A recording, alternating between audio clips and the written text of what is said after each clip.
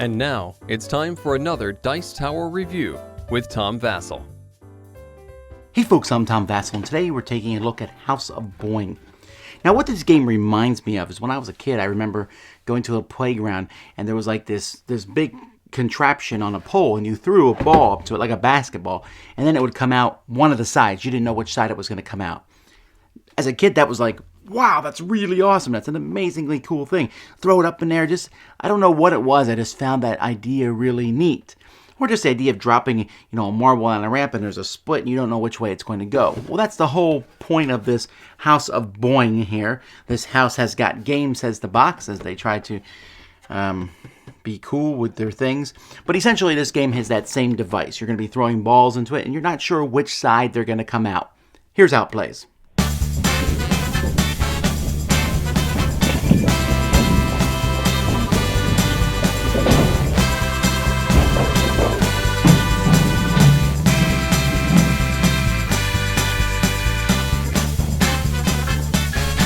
So House of Boing comes like this. This is the way it looks like when it's set up.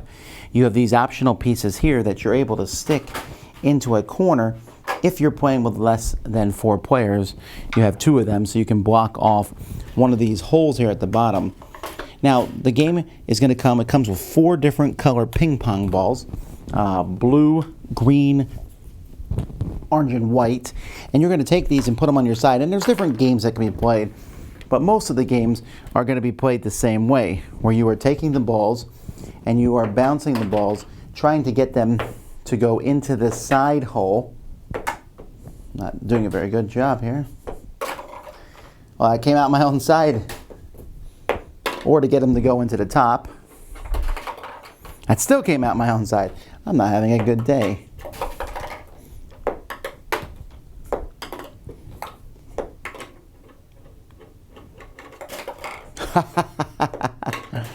There we go. Went out someone else's. So that's basically it. Everyone's going to be doing it at the same time. Of course, if you miss, you got to go get your ping pong ball and bring it back around. And so you are just trying to empty your tray of balls here. Or you might be trying to fill the house before someone else. Or you can then play, the longest successful throws. There's all sorts of things. But basically, all the games are around this gimmick where when you drop balls in the top, you're not exactly sure where they're going to fall out at the bottom. And so that's how the game plays. So components for this game are okay. And you can see that here I'm pulling this whole thing, but pieces of it come off all the time. These pieces come out really easily. They're held into place with a single plastic peg here at the bottom. The board itself is fairly sturdy, but putting it together is a bit of a bear. These here you have to slide in. And these have that plastic strip on, so you can see this one here. I haven't pulled it off yet, so it looks kind of nasty, but it has that thing of, after a while when it looks nasty, you can pull off the thing. You're like, wow, look, it's a brand new sheet, yay. That sort of thing. This here fits together, and the balls are good. I'm calling them ping pong balls. They really feel like ping pong balls. They might be a little harder, I'm not sure, but they have that little indentation, so you gotta be careful not to step on them or anything. But the components for this game, they're okay.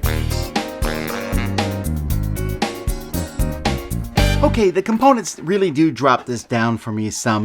They're okay, but you have to take the whole thing apart and put it back together. You could leave it sitting somewhere, but it doesn't really fit. This box is already pretty big as it is, and yet the game doesn't fit inside here, so you have to take it apart and put it back together. And you say, Tom, it's not that big of a deal.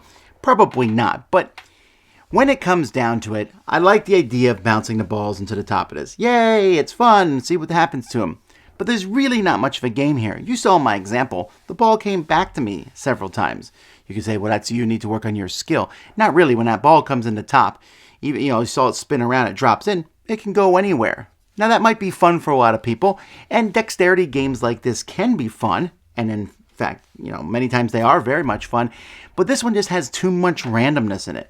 I played the game, and there's a couple problems with it. One is that randomness. The other is when you miss, you then have to get up and go pick up the ball. And you say, well, come on, you get off your lazy butt and go and get some exercise. Yeah, it's fun. I think after a while to pick up stuff that's fallen onto the floor and bend over and grab it 20 times over the course of a game or more. Yeah, this is a game for kids, right? Although this House of Boing, this House Has Got Game, doesn't seem like it's marketed towards kids. Seems like it's marketed more towards, college students, but it just has a feel of, oh, ha, ha, ha, and we all get around, and it's like, oh, that was amusing, and then you put it away and never play it again. That's exactly what this game feels like. A kind of game where you're like, oh, that looks neat. You buy it for someone for a gift, they get it out, they play it, and they go, neat, and that's it. And I don't think that's good enough, right? I think the game needs to have a little bit more than that. And this isn't me not liking this style of game, because I have lots of dexterity games and play them with my kids and stuff. And we played this one, it was fun, and you can have a good time doing it, but at the end of the day, who won? Who cares? It was just, and bouncing things off the table. And first of all, it's going to depend on your tablecloth and what's on the table as to how well they bounce. It's just not as interesting and as exciting as maybe just, I don't know. There's just something about it that doesn't seem to work as much. Maybe because when you bounce a ball, it doesn't go in half the time and then goes over there. Then you got to go retrieve it. And it just loses a little bit of its luster. So it's an interesting idea, and I think some people will find it amusing for a bit, but ultimately it's a pass. House of Boing. Dice Tower Judgment, amusing once. Thanks so much for watching the Dice Tower videos. Find more great videos and reviews, as well as our top-rated audio podcast at Dicetower.com. You can also find other great shows at Dicetowernetwork.com. I'm Eric Summerer, and you've been watching The Dice Tower. The Dice Tower is sponsored by Cool Stuff Inc., where you can find great games for great prices. Cool stuff in stock. Check them out at CoolStuffInc.com.